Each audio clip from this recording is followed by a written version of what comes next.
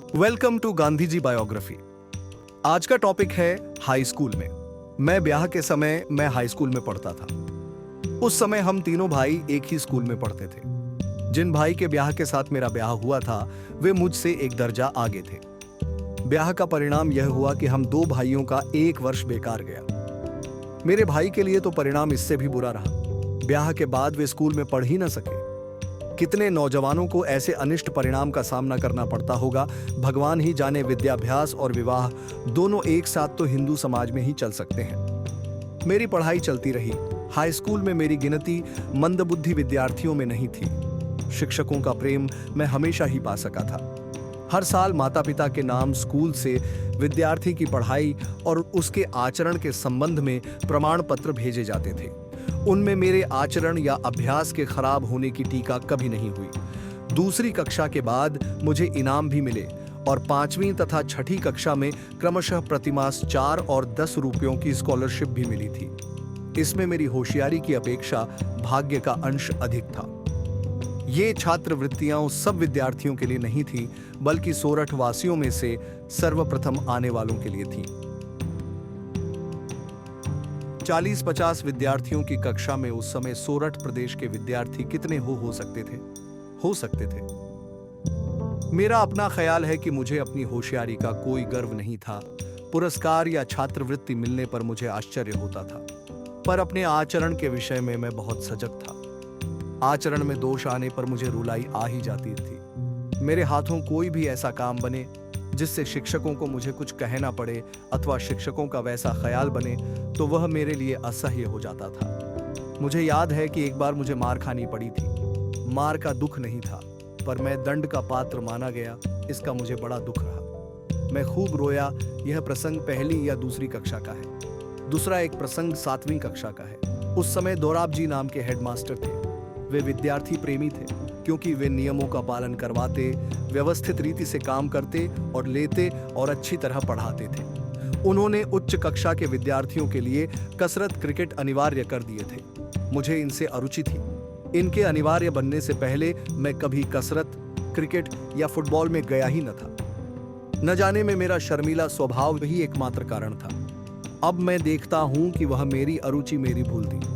उस समय मेरा यह गलत ख्याल बना हुआ था कि शिक्षा के साथ कसरत का कोई संबंध नहीं है। बाद में मैं समझा कि विद्याभ्यास में व्यायाम का, शारीरिक शिक्षा का मानसिक शिक्षा के समान ही स्थान होना चाहिए। फिर भी मुझे कहना चाहिए कि कसरत में न जाने से मुझे नुकसान नहीं हुआ। उसका कारण यह रहा कि मैंने पुस्तकों में खुली हवा में घूमने जाने की सलाह पढ़ी थी। इसके कारण हाई स्कूल की उच्च कक्षा से ही मुझे हवाखोरी की आदत पड़ गई थी। वह अंत तक बनी रही। टहलना भी व्यायाम तो है ही, इससे मेरा शरीर अपेक्षाकृत सुगठित बना। अरुचि का दूसरा कारण था पिताजी की सेवा करने की तीव्र इच्छा। स्कूल की छुट्टी होते ही मैं सीधा घर पहुंचता और सेवा में लग जाता। जब कसरत अनिवार्य हुई तो इस सेवा में बाधा पड़ी। मैंने विनती की कि पिताजी की सेवा के लिए मुझे कसरत से छुट्टी दी जाए, पर मास्टर साहब छुट्टी क्यों देने लगे? एक शनिवार के दिन सुबह का स्कूल था। शाम को 4 बजे कसरत के लिए जाना था। मेरे पास घड़ी नहीं थी। आसमान बादलों से घिरा था, इसलिए समय का कोई अंदाज नहीं रहा। मैं बादलों से धोखा खा गया। जब कसरत के लिए पहुंचा तो सब जा चुके थे। दूसरे दिन मास्टर साहब ने हाजिरी देखी तो मैं गैर हाजिर पाया गया। मुझसे कारण पूछा गया। मैंने सही कारण बता दिया। उन्होंने उसे सच नहीं माना और मुझ पर 1 या 2 आने, ठीक रकम का स्मरण नहीं है, का जुर्माना किया। मैं झूठा ठहरा। मुझे बहुत दुख हुआ। कैसे सिद्ध करूं कि मैं झूठा नहीं हूं? कोई उपाय न रहा। मन महसूस कर रह गया। रोया। समझा कि सच बोलने वाले और सच्चा काम करने वाले को गाफिल भी नहीं रहना चाहिए। अपनी पढ़ाई के समय में इस तरह की मेरी यह पहली और आखिरी गफलत थी। मुझे धुंधली सी याद है कि आखिर मैं वह जुर्माना माफ करा सका था। मैंने कसरत से तो मुक्ति कर ही ली। पिताजी ने हेडमास्टर को पत्र लिखा कि स्कूल के समय के बाद वे मेरी उपस्थिति का उपयोग अपनी सेवा के लिए करना चाहते हैं। इस कारण मुझे मुक्ति मिल गई। व्यायाम के बदले मैंने टहलने का सिलसिला रखा, इसलिए शरीर को व्यायाम न देने की गलती के लिए तो शायद मुझे सजा नहीं भोगनी पड़ी, पर दूसरी एक गलती की सजा मैं आज तक भोग रहा हूं। मैं यही जानता कि पढ़ाई में सुंदर लेखन आवश्यक नहीं है, यह गलत ख्याल मुझे कैसे हो गया था। पर विलायत जाने तक यह बना रहा। बाद में, और खास करके दक्षिण अफ्रीका में, जब मैंने वकीलों के तथा दक्षिण अफ्रीका में जन्मे और पढ़े लिखे नवयुवकों के मोती के दानों जैसे अक्षर देखे तो मैं शर्माया और पछताया। मैंने अनुभव किया कि खराब अक्षर अधूरी शिक्षा की निशानी मानी जानी चाहिए। बाद में मैंने अक्षर सुधारने का प्रयत्न किया, पर पके घड़े पर कहीं गला जुड़ता है। जवानी में मैंने जिसकी उपेक्षा की उसे मैं आज तक नहीं कर सका। हर एक नवयुवक और नवयुवती मेरे उदाहरण से सबक ले और समझे कि अच्छे अक्षर विद्या का आवश्यक अंग है। अच्छे अक्षर सीखने के लिए चित्रकला आवश्यक है। मेरी तो यह राय बनी है कि बालकों को चित्रकला पहले सिखानी चाहिए। जिस तरह पक्षियों, वस्तुओं आदि को देखकर बालक उन्हें याद रखता है और आसानी से उन्हें पहचानता है, उसी तरह अक्षर पहचानना सीखे और जब चित्रकला सीखकर चित्र आदि बनाने लगे तभी अक्षर लिखना सीखे तो उसके अक्षर छपे अक्षरों के समान सुंदर होंगे। इस समय के विद्याभ्यास के दूसरे 2 संस्मरण उल्लेखनीय हैं। ब्याह के कारण जो 1 साल नष्ट हुआ था उसे बचा लेने की बात दूसरी कक्षा के शिक्षक ने मेरे सामने रखी थी। उन दिनों परिश्रमी विद्यार्थी को इसके लिए अनुमति मिलती थी। इस कारण तीसरी कक्षा में मैंने 6 महीने रहा और गर्मी की छुट्टियों से पहले होने वाली परीक्षा के बाद मुझे चौथी कक्षा में बैठाया गया। इस कक्षा से थोड़ी पढ़ाई अंग्रेजी माध्यम से होने लगती थी। मेरी समझ में कुछ न आता था। भूमिति भी चौथी कक्षा से शुरू होती थी। मैं उसमें पिछड़ा हुआ था ही, इस पर मैं उसे बिल्कुल समझ नहीं पाता था। भूमिति शिक्षक अच्छी तरह समझाकर पढ़ाते थे, पर मैं कुछ समझ ही न सकता था। मैं अक्सर निराश हो जाता। कभी कभी यह भी सोचता कि 1 साल में 2 कक्षाएं करने का विचार छोड़कर मैं तीसरी कक्षा में लौट जाऊं। पर ऐसा करने में मेरी लाज जाती और जिन शिक्षक ने मेरी लगन पर भरोसा करके मुझे चढ़ाने की सिफारिश की थी उनकी भी लाज जाती। इस भय से नीचे जाने का विचार तो छोड़ ही दिया।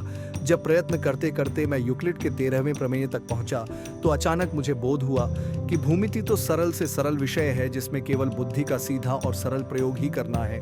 उसमें कठिनाई क्या है? उसके बाद तो भूमिति मेरे लिए सदा ही एक सरल और सरस विषय बना रहा। भूमिति की अपेक्षा संस्कृत ने मुझे अधिक परेशान किया। भूमिति में रटने की कोई बात थी ही नहीं, जबकि मेरी दृष्टि से संस्कृत में तो सब रटना ही होता था। यह विषय भी चौथी कक्षा में शुरू हुआ था। 6ठी कक्षा में मैं हारा। संस्कृत शिक्षक बहुत कड़े मिजाज के थे। विद्यार्थियों को अधिक सिखाने का लोभ रखते थे। संस्कृत वर्ग और फारसी वर्ग के बीच एक प्रकार की होड़ रहती थी। फारसी सिखाने वाले मौलवी नरम मिजाज के थे। विद्यार्थी आपस में बात करते कि फारसी तो बहुत आसान है और फारसी शिक्षक बहुत भले हैं। विद्यार्थी जितना काम करते हैं उतने से वे संतोष कर लेते हैं। मैं भी आसान होने की बात सुनकर ललचाया और एक दिन फारसी के वर्ग में जाकर बैठा। संस्कृत शिक्षक को दुख हुआ। उन्होंने मुझे बुलाया और कहा, यह तो समझ कि तू किनका लड़का है। क्या तू अपने धर्म की भाषा नहीं सीखेगा? तुझे जो कठिनाई हो सो मुझे बता। मैं तो सब विद्यार्थियों को बढ़िया संस्कृत सिखाना चाहता हूँ। आगे चलकर उसमें रस के घूंट पीने को मिलेंगे। तुझे यूं हारना नहीं चाहिए। तू फिर से मेरे वर्ग में बैठ। मैं शर्माया। शिक्षक के प्रेम की अवगणना न कर सका। आज मेरी आत्मा कृष्ण शंकर मास्टर का उपकार मानती है, क्योंकि जितनी संस्कृत में उस समय सीखा उतनी भी न सीखा होता तो आज संस्कृत शास्त्रों में मैं जितना रस ले सकता हूं उतना न ले पाता। मुझे तो इस बात का पश्चाताप होता है कि मैं अधिक संस्कृत अधिक न सीख सका, क्योंकि बाद में मैं समझा कि किसी भी हिंदू बालक को संस्कृत का अच्छा अभ्यास किए बिना रहना ही न चाहिए। अब तो मैं यह मानता हूं कि भारतवर्ष की उच्च शिक्षा के पाठ्यक्रम में मातृभाषा के अतिरिक्त राष्ट्रभाषा हिंदी, संस्कृत, फारसी, अरबी और अंग्रेजी का स्थान होना चाहिए।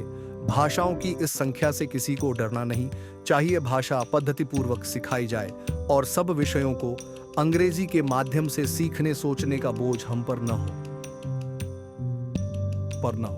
तो ऊपर की भाषाएं सीखना सिर्फ बोझ रूप न होगा, बल्कि उसमें बहुत ही आनंद आएगा।